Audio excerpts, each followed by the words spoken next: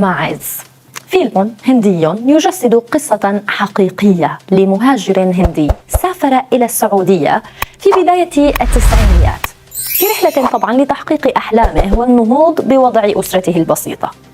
تحولت قصته بما فيها من محن ومآس إلى رواية تصدرت الأكثر مبيعا عام 2008 وألهمت صناع السينما لتتحول إلى فيلم في 2024. ورغم الإشادة الواسعة من النقاد، فتح الفيلم باب النقاش حول نظام الكفالة وظروف العمل في دول الخليج. ومؤخرا أثار حفيظة سعوديين بمن رأوا أن الفيلم يهدف إلى تشويه صورة بلادهم.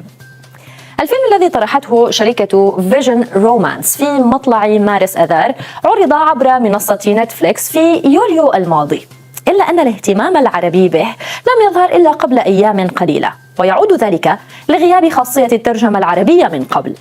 وبحسب ما توفر من معلومات، فقد تم تصوير الفيلم بين صحراء الأردن والجزائر وولاية كيرالا الهندية التي يعيش نحو 2,100,000 نسمة من سكانها في الخارج، وما يقرب من 90% منهم يهاجرون إلى دول الخليج.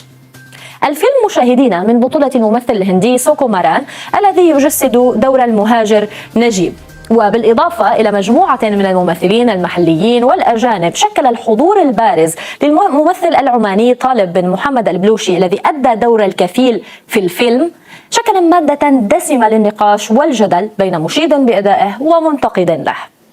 يبدو أن صناع الفيلم الهندي توقعوا مسبقا الضجة التي قد يحدثها عملهم. السلام عليكم، لا تنسوا الإعجاب بالفيديو والاشتراك في القناة تشجيعا لنا لنستمر بنشر المزيد إن شاء الله.